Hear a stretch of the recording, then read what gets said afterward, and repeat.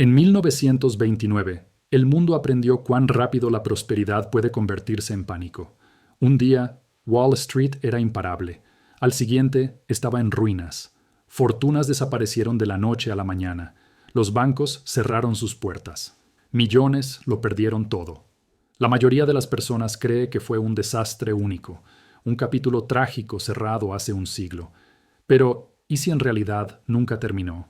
¿Y si las mismas fuerzas que provocaron la Gran Depresión están silenciosamente moldeando tu mundo hoy mismo? Si alguna vez te has preguntado por qué los precios siguen subiendo, por qué la vivienda parece inalcanzable o por qué la deuda crece más rápido que los salarios, no estás solo. Lo que ocurre a tu alrededor no es aleatorio. Es el eco de un sistema construido sobre riesgo, codicia e ilusión. Antes de continuar, dime en los comentarios desde dónde estás viendo esto y qué hora es allá. Me encanta ver hasta dónde llegan estas historias por todo el mundo. Y si te interesa contenido como este, no olvides suscribirte a Detrás del Mercado, porque la historia de hoy va a cambiar la forma en que interpretas cada titular sobre dinero, mercados y poder. Volvamos a 1929. El mundo surfeaba una ola de euforia. Las acciones se disparaban. Gente común, maestros, granjeros, mecánicos, compraba acciones con margen, pidiendo dinero prestado para apostar en un mercado que solo parecía subir. Los periódicos lo llamaban la nueva era de la riqueza. ¿Te suena familiar? Todos creían que las reglas antiguas ya no aplicaban. La tecnología estaba en auge. El crédito era barato. Los políticos prometían crecimiento eterno, y detrás de todo, se repetía el mismo patrón: deuda sobre deuda, con la confianza como el único pegamento que lo mantenía unido. En los años previos al colapso, la especulación no se limitó a las acciones. El mercado inmobiliario estalló. Los bancos prestaban sin control. Las empresas inflaban beneficios. Los consumidores compraban lujos a plazos. Era una cultura de optimismo construida sobre dinero prestado. Y como cada fiesta impulsada por la deuda en la historia, terminó de la misma forma. De repente, en octubre de 1929, el pánico se extendió. Los inversionistas corrieron a vender. Los precios colapsaron. En cuestión de días, miles de millones en riqueza de papel desaparecieron. El sistema que parecía invencible se rompió, revelando un núcleo completamente hueco. Pero aquí está lo importante. El crash no fue la causa de la Gran Depresión. Fue el síntoma. La enfermedad más profunda estaba en la estructura misma de la economía. Demasiada deuda, demasiado poco ingreso real, demasiada fe en mercados que solo suben. ¿Otra vez suena familiar? Hoy vemos las mismas condiciones, solo que con nombres distintos. En lugar de teletipos y telegramas, tenemos apps de trading y gráficos de criptomonedas. En lugar de préstamos con margen, tenemos tarjetas de crédito, hipotecas y déficits de billones. Y la ilusión es más fuerte que nunca. Las economías modernas viven del consumo. Pero el consumo depende de la confianza, y la confianza es frágil. Cuando las personas creen que el sistema es seguro, piden prestado, gastan, invierten. Cuando lo dudan, todo se detiene. Eso fue lo que ocurrió en 1929. Y es lo que los economistas temen hoy. El verdadero peligro no es un crash en sí, sino lo que ocurre cuando desaparece la confianza. Porque cuando nadie cree que el sistema aguantará, dejan de jugar el juego. Veamos la deuda. En 1929, la deuda de los hogares en Estados Unidos alcanzó niveles sin precedentes. La gente compraba autos, radios y casas que no podía pagar, creyendo que los salarios y los precios subirían para siempre. En 2026, la deuda global supera el 300% del PIB mundial. El patrón no ha cambiado. Seguimos gastando el dinero del mañana para vivir hoy. En aquella época, los bancos vendían préstamos riesgosos disfrazados de oportunidades. Hoy hacen lo mismo, pero con productos financieros complejos. Los instrumentos cambian, pero la psicología no. Durante los años 20, la desigualdad alcanzó niveles históricos. Un pequeño grupo de élites controlaba la mayoría de la riqueza nacional. Mientras tanto, la clase trabajadora sobrevivía con crédito y esperanza. Cuando estalló la burbuja, no tenían nada a lo que aferrarse. Mira a tu alrededor ahora. El 1% más rico posee más riqueza que el 90% inferior combinado. Las ganancias corporativas rompen récords mientras los salarios se estancan. La clase media está siendo exprimida, recurriendo a la deuda para llenar el vacío. Es el mismo guión actualizado para un nuevo siglo. A finales de los 20, la Reserva Federal mantuvo tasas de interés bajas para estimular el crecimiento y luego las subió bruscamente cuando apareció la inflación. El resultado, una crisis de liquidez repentina que asfixió el crédito y provocó pánico. Hoy, los bancos centrales enfrentan el mismo dilema: imprimir más dinero para mantener vivos los mercados o subir tasas para frenar la inflación, sabiendo que cualquier decisión tiene consecuencias. La historia se repite en cámara lenta. Y luego está la especulación. En 1929, la gente invertía sus ahorros en acciones que no entendía, simplemente porque todos los demás lo hacían. Hoy hablamos de acciones meme, NFTs y burbujas cripto. La psicología es idéntica: FOMO, codicia y fe en la riqueza fácil. Cuando los precios suben, la gente cree que es inteligente. Cuando caen, se dan cuenta de que solo tuvieron suerte. La Gran Depresión expuso una verdad incómoda. Cuando los sistemas son demasiado desiguales y apalancados, colapsan por su propio peso. La pregunta no es si ocurrirá, sino cuándo.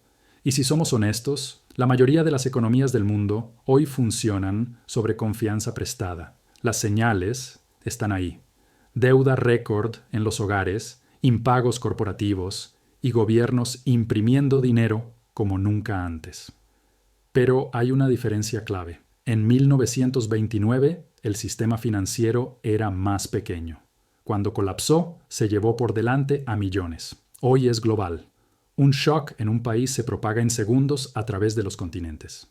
Eso hace que las apuestas sean mucho más altas. Lo que ocurrió en 1929 no fue solo un fracaso financiero, fue un fracaso de imaginación. La gente creía que la prosperidad era permanente. No podían ver cuán frágil era el sistema. Estamos haciendo lo mismo hoy, confiando en que los bancos centrales y los políticos mantendrán todo estable. Pero la estabilidad construida sobre deuda y especulación no es real. Es tiempo prestado. La lección de 1929 no fue aprendida. Fue olvidada, porque cada generación cree que es más lista que la anterior, que ha diseñado un sistema más seguro, que esta vez es diferente. Pero los patrones dicen lo contrario. La Gran Depresión empezó con unos cuantos días malos en Wall Street, pero terminó en años de dificultad, deflación y pérdida de confianza. El verdadero peligro no es que la historia se repita, es que nosotros repitamos la historia. Y si las mismas fuerzas están de regreso, la pregunta es: ¿qué pasará cuando la ilusión se rompa otra vez? A comienzos de los años 30, la ilusión se había desmoronado. Las filas frente a los comedores sociales daban la vuelta a las esquinas. Miles de bancos quebraron. Familias perdieron sus casas, sus ahorros, su esperanza. Lo que comenzó como un pánico financiero se convirtió en una crisis social total.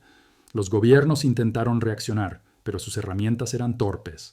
Reducían el gasto para equilibrar presupuestos, subían aranceles para proteger industrias y observaban cómo el desempleo se disparaba. En su miedo al caos de corto plazo, profundizaron el colapso. La Gran Depresión se convirtió en una herida de una década, una que redefinió la política, la economía y la fe en el capitalismo mismo. Pero aquí está la verdad incómoda. Esa misma lógica sigue viva hoy. Cuando aparecen las grietas, los responsables políticos recurren a los mismos métodos: imprimir dinero, bajar tasas, prometer estabilidad. Tratan los síntomas, no las causas. La economía global ahora flota sobre una montaña de deuda impagable, sostenida por intervenciones de bancos centrales y por la fe pública. Esa fe es frágil, y cuando se rompe, la historia no se repite. Rima. Veamos la especulación. En los años 20, el apalancamiento alimentó la manía. Los inversionistas pedían prestado el 90% del valor de sus acciones. Cuando los precios caían un poco, los préstamos se cancelaban. Los márgenes eran llamados. Eso obligaba a vender. Y la espiral descendente comenzaba. Hoy, el apalancamiento se esconde tras la complejidad. Hedge funds, derivados, bancos en la sombra. Pequeñas sacudidas se convierten en amenazas sistémicas. Los mecanismos han cambiado. El peligro central, no. Demasiado riesgo, muy poca transparencia, demasiada confianza en modelos basados en supuestos. Cuando la realidad cambia, esos supuestos colapsan. Durante la Gran Depresión, la confianza colapsó primero en los mercados, luego en las instituciones. Los bancos cerraban de la noche a la mañana, los ahorradores lo perdían todo. En respuesta, el gobierno estadounidense creó el FDIC para garantizar los depósitos. Funcionó por un tiempo, pero hoy la escala es distinta. La banca es global. Cuando quebró Silicon Valley Bank en 2023, el pánico se extendió al instante por todo el mundo. El mismo miedo a pérdidas invisibles, a que la seguridad desaparezca de un momento a otro, sigue latente bajo la superficie. Lo que hizo tan peligroso a 1929 no fue solo lo financiero, fue psicológico. La fe en el progreso infinito se había convertido en religión. La prosperidad era el destino. Cuando ese mito se rompió, la gente no solo perdió dinero, perdió la confianza en el sistema. Hoy el peligro es similar. Durante décadas se nos ha dicho que los bancos centrales pueden controlar los ciclos, que los gobiernos pueden suavizar las recesiones, que las crisis son cosa del pasado, pero cada solución requiere más deuda, más intervención, más distorsión.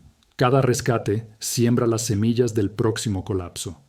La Gran Depresión también reveló cuán interconectadas eran ya las economías globales. Cuando los mercados estadounidenses cayeron, los bancos europeos colapsaron. Alemania cayó en crisis. Ese colapso alimentó el resentimiento, el extremismo y el caos político. El mundo aprendió que el dolor económico no se queda contenido. Avancemos hasta hoy. La deuda global supera los 300 billones de dólares. Una crisis en un rincón, un default soberano, una devaluación, un banco que falla, se propaga al instante. La arquitectura es más grande, pero no más sólida. En 1929, los políticos creían que podían restaurar la confianza con discursos y pequeñas intervenciones. No entendieron la enfermedad. No era el pánico. Era el apalancamiento. La gente no era irracional. Estaba sobreexpuesta. Hoy pasa lo mismo. Los bancos centrales inundan los mercados con liquidez, esperando que el optimismo se reconstruya. Pero liquidez no es solvencia. Imprimir dinero no crea valor real. Retrasa el reconocimiento de las pérdidas. Cuanto más se retrasa, más violenta será la corrección. Otro eco más. En los años 20, los precios de los activos se dispararon muy por encima de los fundamentos. Los inversionistas lo justificaban diciendo que esta vez era diferente, que la nueva tecnología, la nueva gestión y la nueva política hacían obsoletas las reglas viejas. ¿Te suena familiar? Hoy, las valoraciones vuelven a desafiar la lógica. Empresas que pierden miles de millones cotizan en máximos históricos, porque el mercado espera crecimiento eterno. Ese optimismo ciega a los inversionistas ante la fragilidad. Los nombres cambian, de RCA y Bethlehem Steel a Tesla y startups sin ganancias. Pero la psicología es idéntica. Las burbujas de deuda siempre terminan igual. Se rompe la confianza, se endurece el crédito. Los precios caen. La única pregunta es ¿cuándo? En 1929 fue de golpe. Hoy puede ser gradual, disfrazado por intervenciones políticas. Pero la aritmética no miente. Si la deuda crece más rápido que los ingresos, el pago se vuelve imposible. Si el crecimiento depende de la expansión del crédito, la estabilidad es una ilusión. Estamos repitiendo la misma estructura que destruyó los años 20, pero ahora a escala planetaria.